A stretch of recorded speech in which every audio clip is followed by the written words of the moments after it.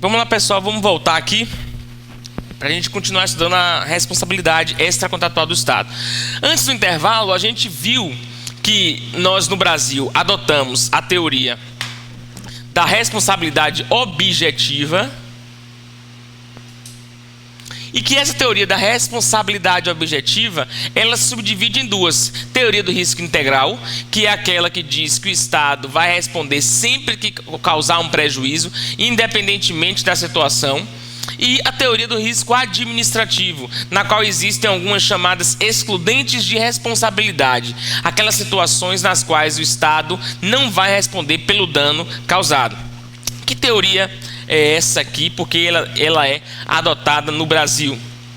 Veja, acerca de quem é a responsabilidade será da pessoa jurídica para a qual o agente trabalha.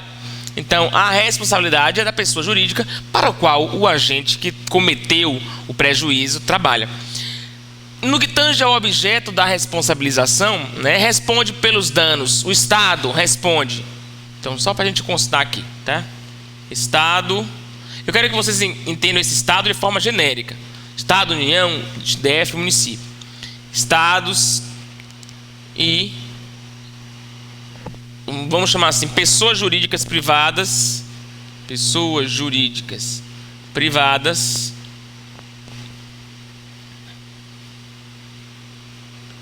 prestadoras de serviço público.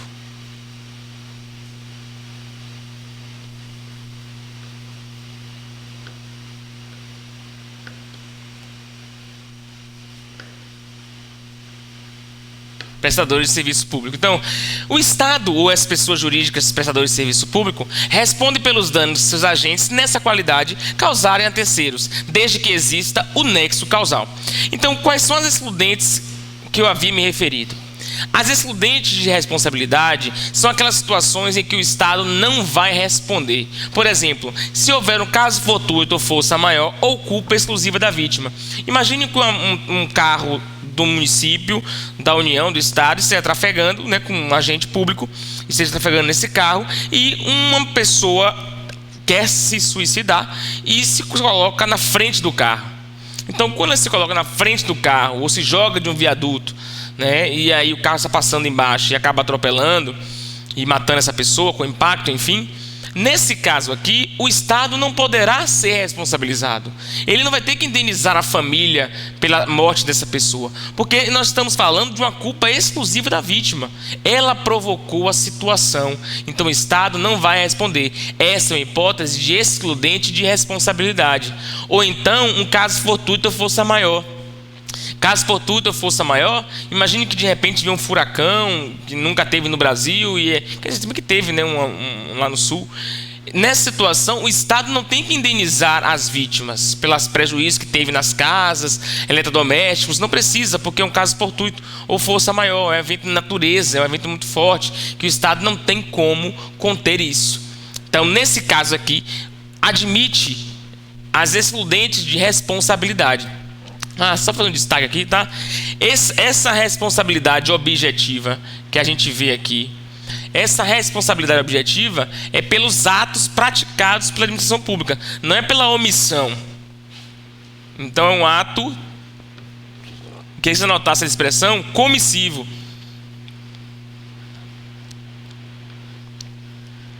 É um ato chamado de comissivo. Ato comissivo. Ato comissivo é a mesma coisa que é o contrário de omissão, de um ato omissivo. É um ato comissivo. É uma atitude praticada, uma ação. Então veja, nesse caso aqui tem duas hipóteses, três na verdade, caso fortuito, força maior e culpa exclusiva da vítima, na qual o Estado não deverá responder. Uma questão interessante é que para o Estado indenizar o cidadão, a ação dele não precisa ser necessariamente ilícita. O Estado pode causar um prejuízo agindo de forma lícita para o cidadão e ele ter que indenizar. Então não precisa ser necessariamente ilícito. Imagina uma situação na qual o Estado ele quer vamos ver, acho que esse exemplo é um exemplo do Celso Antônio Bandeira de Mello. Ele age para fazer o nivelamento de uma rua. E quando ele vai nivelar essa rua, que ele realiza esse nivelamento, imagine que duas casas ficaram abaixo do nível da rua. O que acontece? Nivelar uma rua para beneficiar a coletividade não é nenhum ato ilícito. Muito pelo contrário. É um ato lícito, totalmente possível. Só que duas pessoas tiveram prejuízo. Então, nesse caso aí, houve uma ação do Estado? Houve. Houve um dano? Houve também. Houve um nexo de causalidade, ou seja, minha casa só ficou desnivelada por causa da ação dele?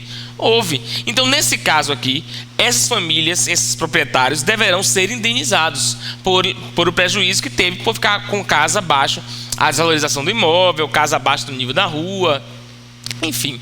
Essa é uma situação na qual o ato do poder público não é um ato ilícito, mas gera o direito de indenização para o particular, ok? E tem uma relação jurídica, né? Eu acho sempre fazendo... Aqui eu estou sem espaço, vou pegar um slide em branco para a gente entender como é essa situação de indenização. Então nós temos a seguinte situação: nós temos o Estado, nós temos aqui o agente público e aqui nós temos o cidadão.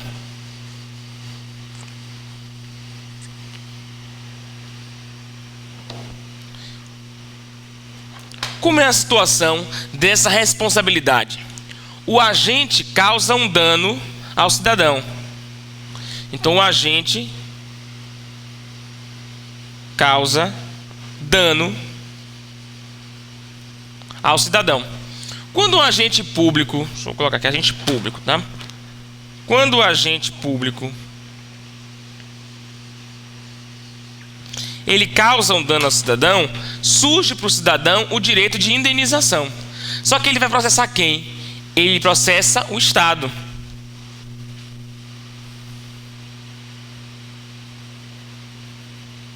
Então, o agente causa um dano ao cidadão, esse cidadão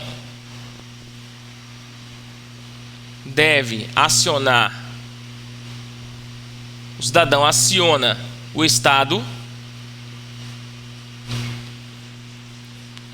o cidadão aciona o Estado, e o Estado irá indenizar o cidadão, tá? É o Estado que indeniza o cidadão, só que depois o Estado vai pegar esse dinheiro de quem? Do agente. Então aí ele vai cobrar do agente pelo erro que o agente cometeu. Aqui ele vai ter o que nós chamamos o direito de uma ação de regresso. Então é uma relação triangular. É uma relação entre cidadão, agente, público e Estado.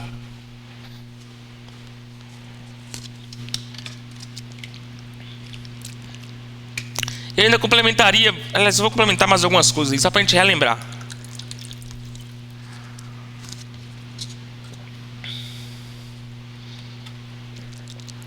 A gente não pode esquecer, deixa eu ver que essa responsabilidade do Estado é o quê? Ela é objetiva, não é isso? Então, deixa eu ver, eu coloco aqui embaixo. Ele tem uma responsabilidade objetiva.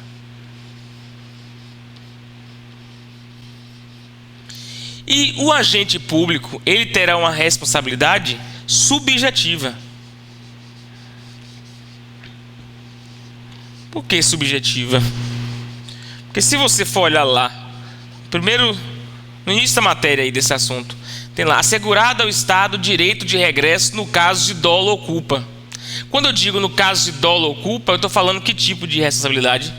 Subjetiva.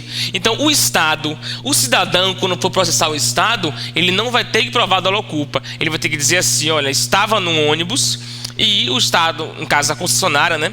Entenda que o Estado também como as concessionárias, tá? Estava no ônibus e me causou um acidente e eu perdi, sei lá, me causou danos morais, danos, o motorista me xingou e aí bateu o ônibus e enfim, eu tive prejuízo material. Esse cidadão só tem que provar que houve o fato, que houve o dano e que existe um nexo de causalidade para o Estado. Acabou. Agora, o Estado aqui, quando for processar o agente, para ele conseguir o dinheiro do agente, ele vai ter que provar que o agente agiu ou com dolo ou com culpa. A ideia é, facilito para o cidadão, mas para o Estado eu complico mais um pouco em relação ao agente público, porque o agente só vai responder se ele agiu com dolo ou com culpa. Nesse caso da falta de nivelamento da rua, do nivelamento da rua que gerou duas casas desniveladas. Nesse caso aqui, se o agente público provar que ele fez o nivelamento correto da rua, com todo a questão técnica, o agente não vai responder para o Estado, porque ele não agiu nem com dolo nem com culpa, ele agiu correto, mas o desnivelamento de uma casa era consequência natural, né, daquela situação. O poder público que mandou, e aí era uma ordem natural, não tinha como nivelar sem desnivelar aquelas duas casas. Então o cidadão vai receber o dinheiro do Estado, só que o Estado vai arcar sozinho, porque o agente público só fez cumprir ordens, ele não fez nada de errado. Aliás, ele cumpriu as ordens dentro do que foi designado para ele. Ele não excedeu nem errou. Então é importante a gente destacar essas coisas, tá? Essa relação triangular que existe aí entre o Estado, o agente público e o cidadão. E aí eu posso voltar lá agora mais tranquilidade para falar sobre isso. Então, qual é o prazo para o particular ajuizar uma ação em face do Estado? O prazo é 5 anos. Essa caneta preta não. O prazo é de 5 anos. Prazo de 5 anos. E aí, como eu já falei para vocês, aquela relação triangular. Terceiro e Estado. Terceiro aqui é o cidadão, tá? Terceiro e Estado. Estado é agente responsável. É aquela relação triangular. Vale a pena destacar aqui, só para curiosidade, que não cabe denunciação da lide na primeira relação. Ou seja, o que é denunciação da lide? É o seguinte, não cabe... Quando o cidadão processa o Estado não pode dizer, olha, eu não tive culpa, quem agiu foi o agente. Não. Nessa ação, a gente discute só a relação do Estado e o cidadão. Depois que a ação do cidadão acabar, o Estado que se vire para ajuizar outra ação contra o agente responsável. Tá? E não se pode acionar diretamente o agente. O particular... E aí é interessante que isso surge como uma forma de proteção para o particular.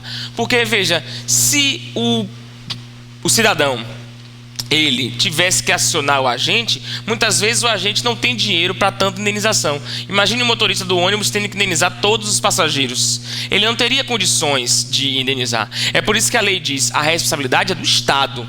Não é do agente público. É o Estado que responde por isso. É a empresa para a qual o motorista do ônibus trabalha que vai responder. Então, nesses casos assim, eles respondem e o cidadão não pode acionar, ajuizar diretamente o agente. Eu não posso processar o motorista do ônibus. Eu tenho que processar a empresa para a qual o motorista trabalha.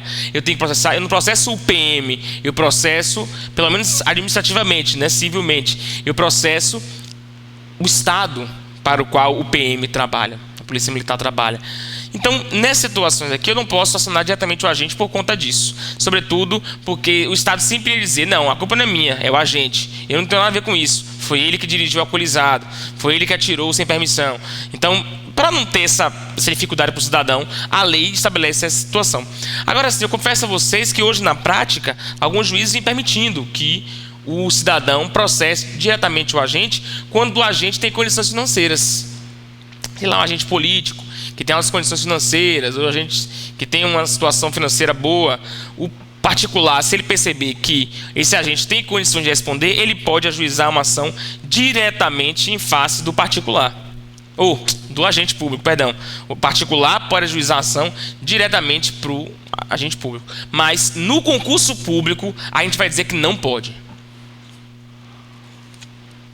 Na sua prova de concurso, o agente público não será processado pelo particular. Quem é processado é o Estado, ok? É a pessoa jurídica, é ela que responde pelos danos causados. Em relação ao dano, o poder público estabelece algumas... O poder público não, a lei, né? A jurisprudência. Alguns requisitos para o dano. Esse dano que nós estamos falando aqui, o dano causado pelo Estado, ele tem que ser um dano certo, tem que ser um dano especial e tem que ser um dano anormal. Um dano certo é um dano real, existente. Um dano especial é aquele que pode ser particularizado, aquele que não é genérico, que atinge uma ou algumas pessoas. Então não é você achar, sei lá, o Estado derruba uma árvore e você se sente indenizado, pois aquela praça não vai ter mais aquela árvore que você ficava naquela sombra. Então não é um dano especial, não é um dano que atinge você especificamente a ponto de ser indenizado. Inclusive não é um dano anormal, é um dano do ponto de vista até, sei lá, subjetivo, algo assim.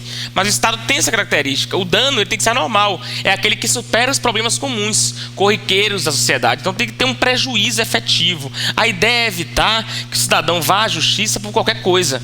Tem que ser um dano específico, um dano anormal, específico, especial e certo, tá? Agora, em relação ao dano nuclear.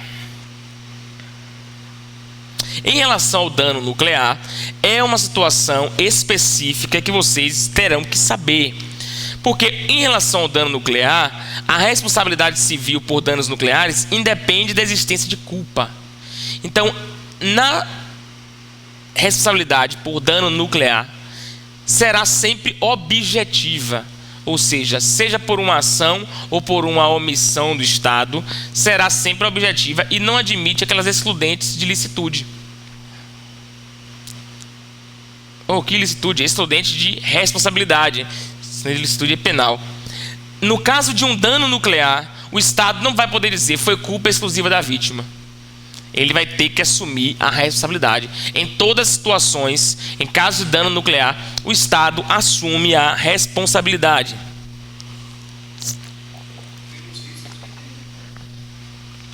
Isso. Não, pelo prejuízo. Como assim? Pelo prejuízo.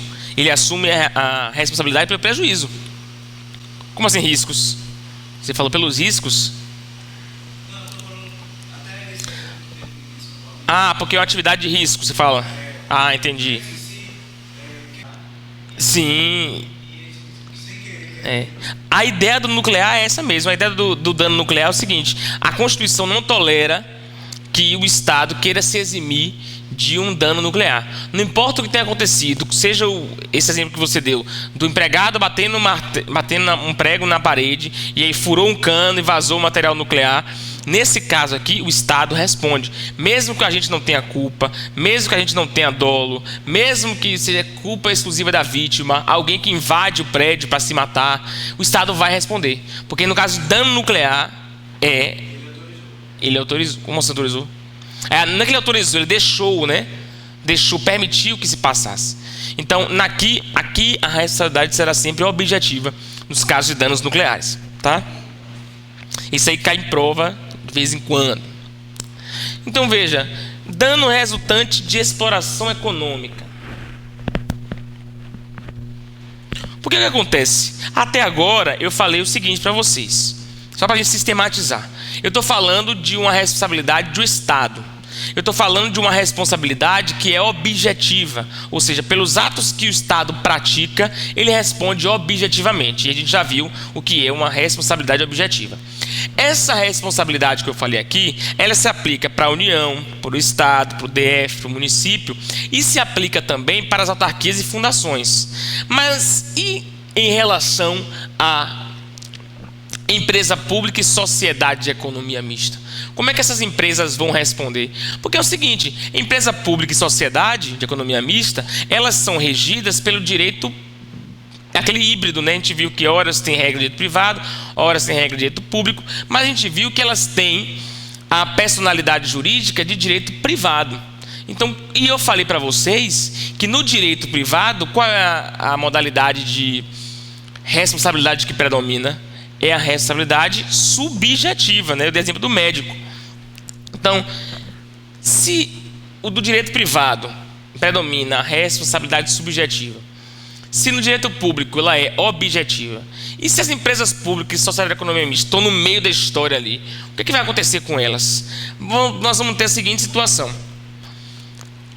Na exploração de atividade econômica, nessas empresas estatais, nós temos que entender que o Estado, quando cria empresas estatais, ele se submete ao mesmo regime da livre concorrência, ou seja, ao mesmo regime do direito privado. Então as empresas estatais pagam impostos, elas têm responsabilidade, elas são pessoas jurídicas autônomas e elas respondem pelos atos que praticam.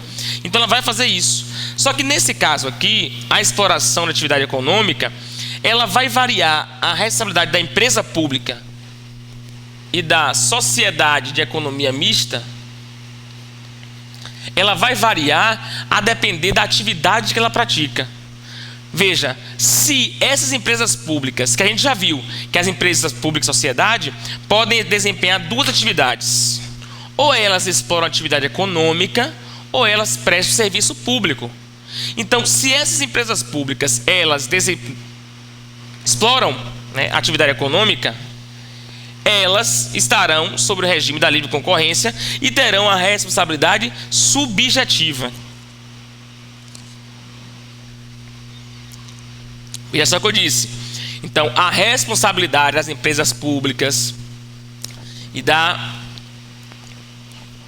sociedade de economia mista, elas responderão de forma subjetiva pelos atos que causarem. Agora, em algumas situações, elas irão responder de forma objetiva. Que situações são essas? Se lembra dos Correios? Se lembra que eu falei para vocês que os Correios são uma situação específica, que eles, por prestarem serviço de forma exclusiva, acaba tendo um tratamento como se fosse uma autarquia, né, no caso dos Correios. Então a lei diz assim: nos casos em que a empresa pública ou sociedade de economia mista prestar serviço de forma exclusiva, só tem ela, nenhuma outra faz, a responsabilidade dela será objetiva. Então veja só, a regra é que as empresas públicas e sociedade de economia mista, elas respondem subjetivamente. Então, Banco do Brasil, por exemplo. Mas aí Banco do Brasil, ela entra pela questão do consumidor, né? Mas as empresas estatais, de forma geral, eu tenho que provar o dolo ou a culpa. Eu tenho que provar que ela agiu com a intenção de me prejudicar ou foi negligente ao me prejudicar. Agora, se elas são prestadoras exclusivas, só tem ela, Correios, por exemplo, é como se fosse o Estado. A responsabilidade será objetiva, tá? Então tem essa diferenciação aí. E o Estado responde de forma subsidiária. Eu quero abrir um parênteses aqui para falar sobre isso também. Só para a gente relembrar, na verdade. Qual é a diferença de uma responsabilidade direta para uma responsabilidade subsidiária?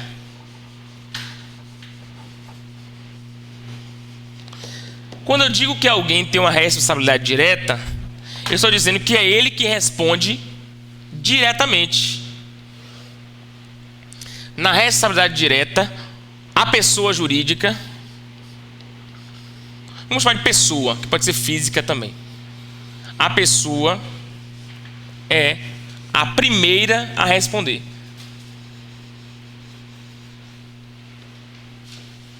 A pessoa é a primeira a responder. Na responsabilidade subsidiária, a pessoa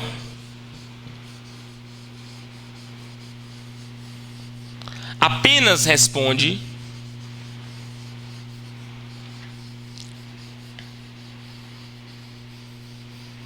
após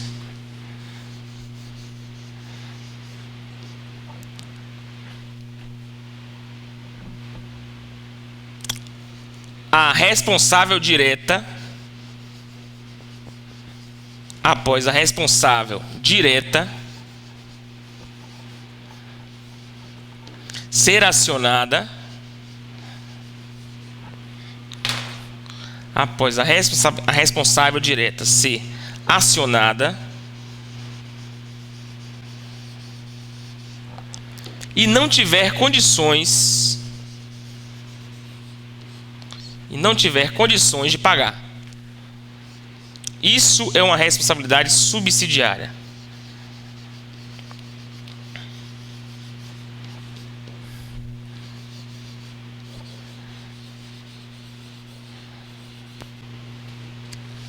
Então não tem para vocês anotarem aí.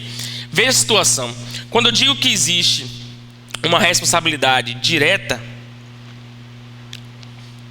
eu estou dizendo que a responsabilidade do Estado, ele vai ser diretamente por ele. É ele que responde.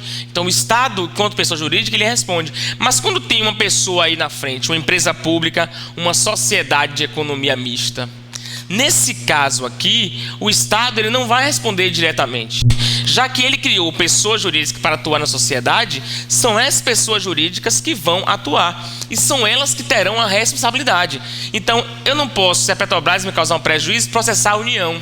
Eu tenho que processar a Petrobras, porque ela é a responsável direta.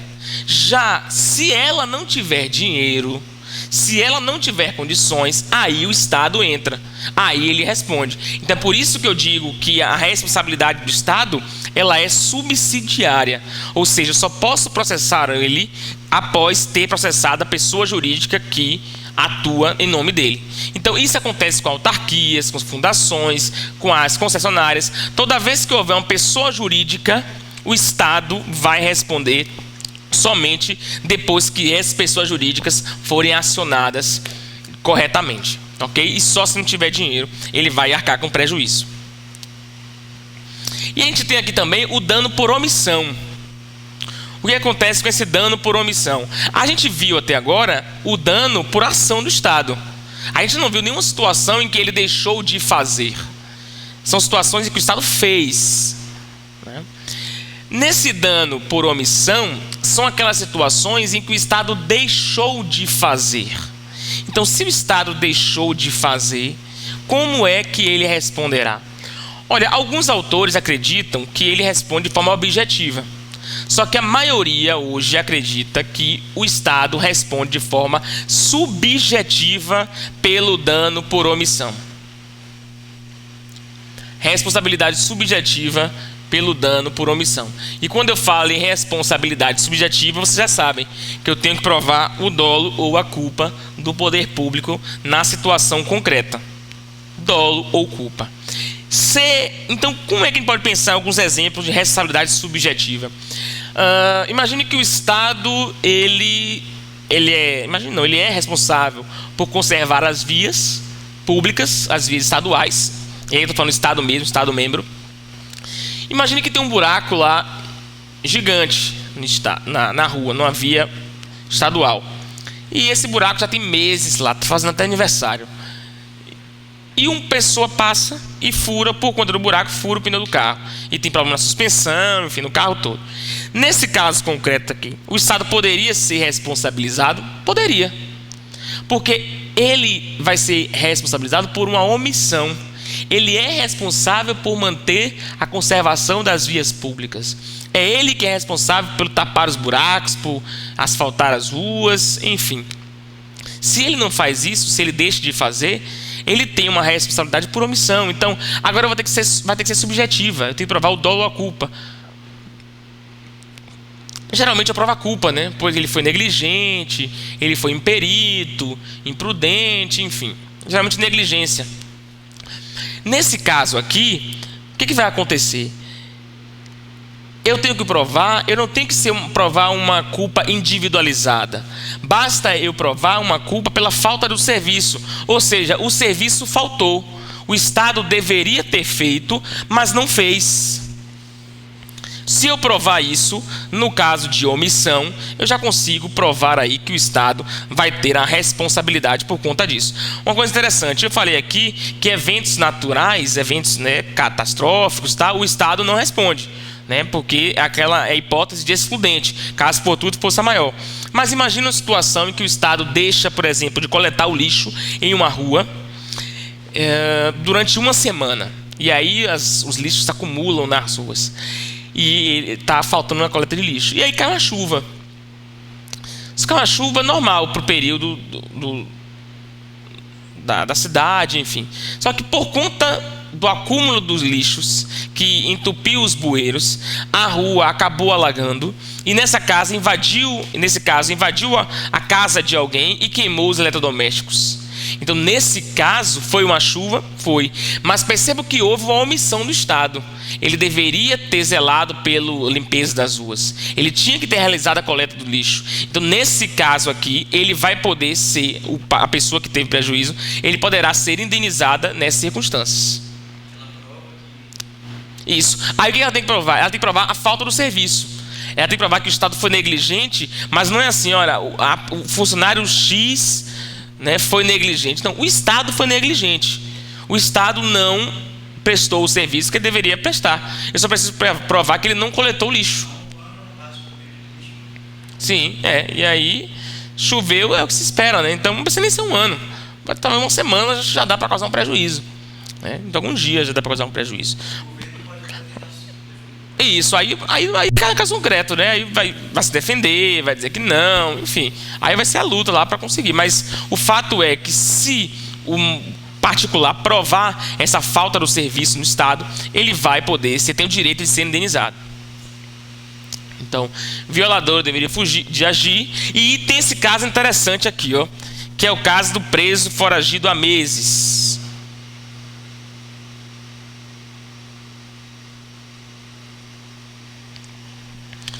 Nesse caso do preso foragido há meses, seguinte situação. Imagine que, eu vou dizer o que já existe de concreto, para depois falar sobre isso aqui, que é essa jurisprudência. Se o Estado tem um dever de zelar pelo preso, ele não pode, ele tem que manter ali o preso no presídio. Se o preso foge e nessa fuga ele sequestra alguém, ou ele arromba uma casa, ele quebra um carro, nesse caso o Estado vai responder. Porque ele deveria ter cuidado por omissão. Ele deveria ter vigiado o preso e não vigiou. Então, ele responde em face do cidadão, que teve prejuízo. Só que existe, vou parar uma situação no STF, que dizia assim, um preso que ele foi foragido, ele fugiu e ficou foragido durante meses. Só que depois, uns 3 ou 4 meses depois, ele formou uma quadrilha. Já vi duas jurisprudências nesse caso, vou falar as duas. A primeira, ele formou uma quadrilha para fazer... Não foi sequestro, não, foi roubos. E aí os donos dos estabelecimentos comerciais, eles processaram o Estado, porque diz que o preso deveria estar preso e o Estado não tutelou por isso, e ele causou um roubo e o Estado tem que indenizar. O que foi que o STF julgou? Aliás, vou dar outro exemplo, que o julgamento é o mesmo. Um preso foragido, foi do STJ, preso foragido, depois de alguns meses, ele estuprou uma mulher e ameaçou outra. E as mulheres entraram com ação para poder receber a indenização do Estado, pois o preso era foragido. O STF entendeu o seguinte: nesse caso do preso foragido há muitos meses, o Estado não poderá ser responsabilizado pelas ações que eles cometerem, pois o STF entende que houve uma quebra, na verdade não existiu, não houve, não há nexo de causalidade.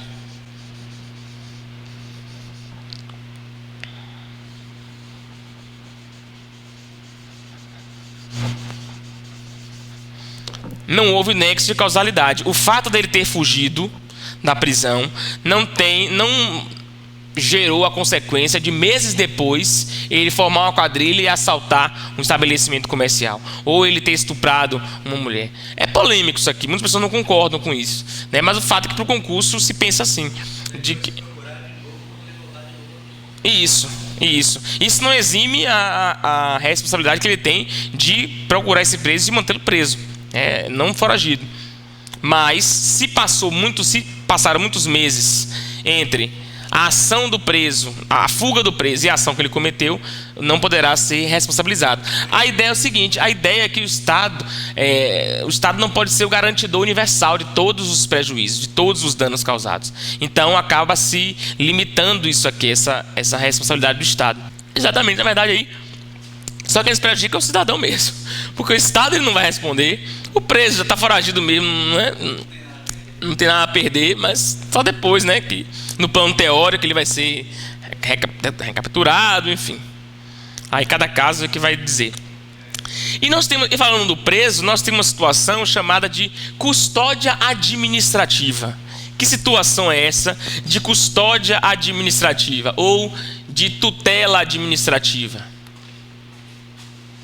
Não vou usar tutela não, porque pode confundir vocês com outros assuntos. Vamos usar custódia mesmo. Custódia administrativa é o dever de zelar pelo estado de bens, estado de pessoas ou bens.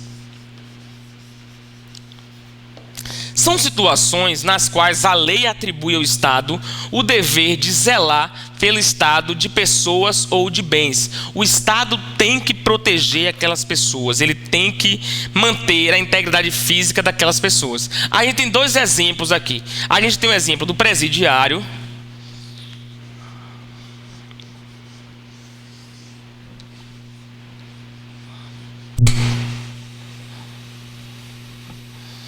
A gente tem o exemplo do presidiário e do aluno de escola pública.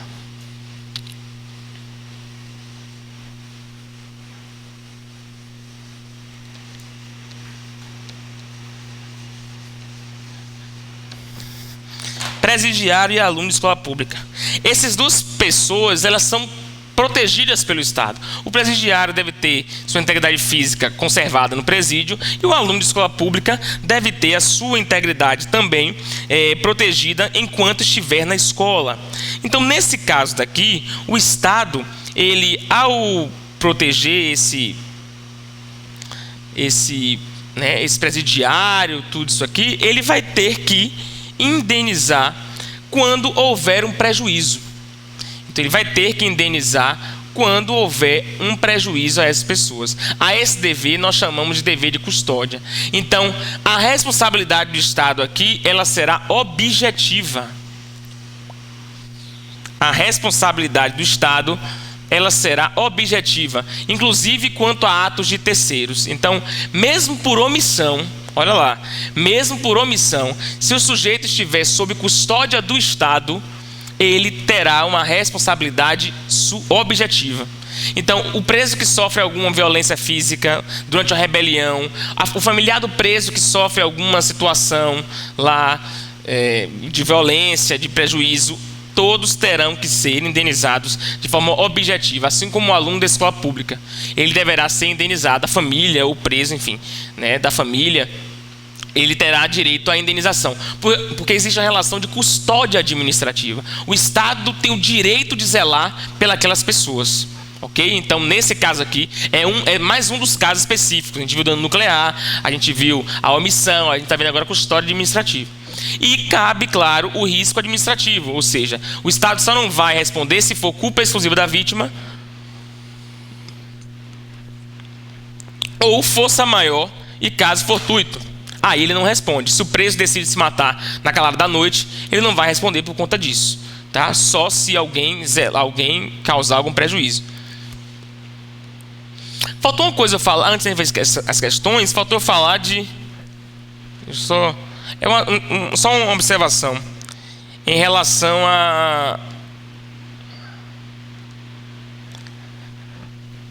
a quem deve ser indenizado, quem recebe indenização. Então, será indenizado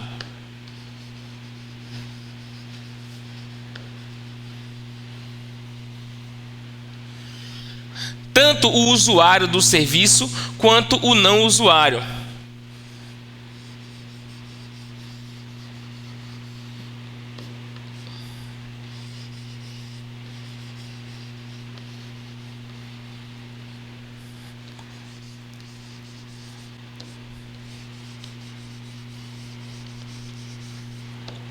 Então, imagine a situação, um acidente de ônibus. Se o ônibus causa um acidente e bate no seu carro, não são só os passageiros do ônibus que serão indenizados, os outros também. Um acidente aéreo, e aí o avião está pousando e causa um acidente. Não só os passageiros ou as famílias dos passageiros que serão indenizados, mas se uma peça do avião se solta e bate em algum carro e quebra o carro, o avião, a empresa concessionária deverá responder. Então ele responde de forma objetiva tanto ao serviço do usuário ao usuário do serviço, né, quanto o não usuário, não importa essa condição. Se causar um prejuízo é em virtude do serviço público. Se causar um prejuízo, deverá indenizar. Ok? A primeira diz assim: segundo tendência jurisprudencial mais recente no STF, a responsabilidade civil das pessoas jurídicas de direito privado prestadoras de serviço público é. Então, qual é a situação? Se nós temos uma concessionária, que é esse caso daqui, pessoa jurídica de direito privado que presta serviço público, essas concessionárias, elas respondem de forma objetiva, ou seja, ela é como se fosse o Estado respondendo. Eu não preciso provar dolo ou culpa. Pelo simples fato de elas serem prestadoras de serviço, elas têm que responder. Por isso que a nossa resposta é a letra E. Elas respondem objetivamente, relativamente a terceiros usuários e não usuários do serviço público. Ok? Então, seja usuário do serviço ou não, a concessionária deverá responder para esse cidadão em virtude dos prejuízos que ela eventualmente causar a eles.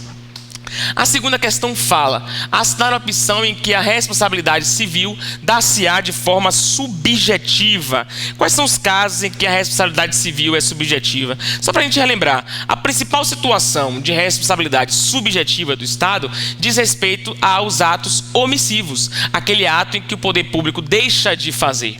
Então, esse ato omissivo, essa responsabilidade por omissão, que é a letra A, ela será subjetiva. Então nós temos responsabilidade pela omissão, olha lá, subjetiva, também chamada de serviço deficiente ou falta do serviço. É como a gente viu, se o poder público deixa de prestar o serviço, deixa de coletar o lixo e acaba com a chuva alagando a rua, a gente tem uma responsabilidade por omissão aí, ela é subjetiva. As outras questões, elas trazem situações de responsabilidade objetiva, como por exemplo, em ato comissivo do Estado, que é aquele ato em que o poder público pratica, ou um ato que é falso aqui, né? Responsabilidade dos prestadores de serviço público por ato comissivo. Então, se é ato comissivo, ela é objetiva. Ou responsabilidade pelo dano nuclear a gente viu que é objetivo. Ou responsabilidade pela atuação omissiva do Estado, o dever de custódia. A gente sabe que o dever de custódia é uma exceção também, mesmo em uma omissão. Lembra do preso? Seja ação ou omissão do Estado, o que acontecer com o preso, com o aluno de escola pública, o Estado ele será responsável porque tem uma custódia e ele responde objetivamente. Como a nossa pergunta era subjetiva, a gente fica com a letra A como resposta.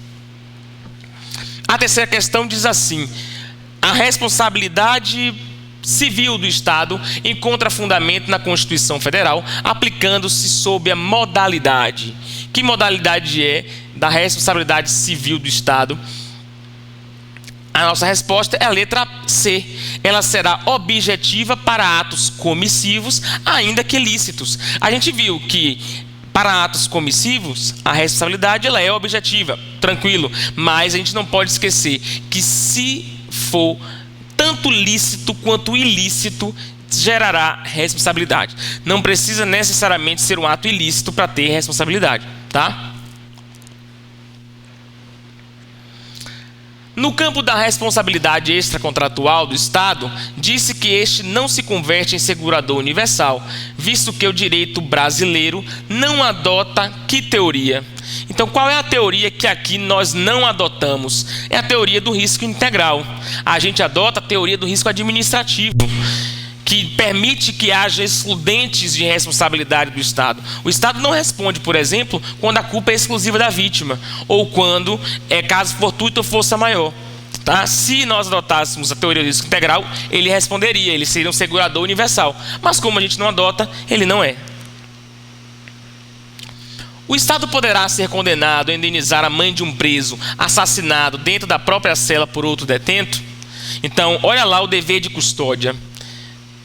O Estado tem que indenizar sempre quando houver prejuízo com o preso. E será a responsabilidade objetiva. Aliás, sempre não.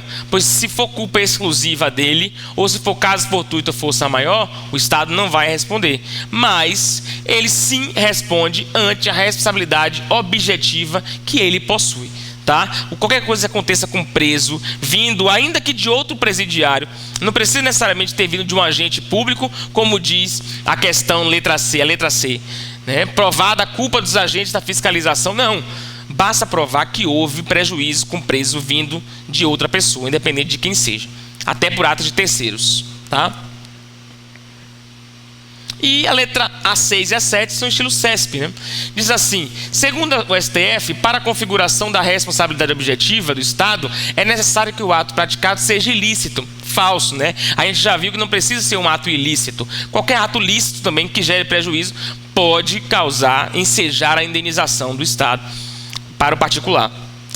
A responsabilidade das autarquias pelos prejuízos causados a terceiros não é direta. Aqui já é falso. A gente sabe que a autarquia responde de forma direta, de modo que, diante da ocorrência de dano, o lesado deve buscar a reparação diretamente ao ente federativo e não à autarquia. Falso, pessoal. A gente sabe que o Estado ele responde de forma subsidiária. Ele não responde de forma direta quando tem uma autarquia, tá?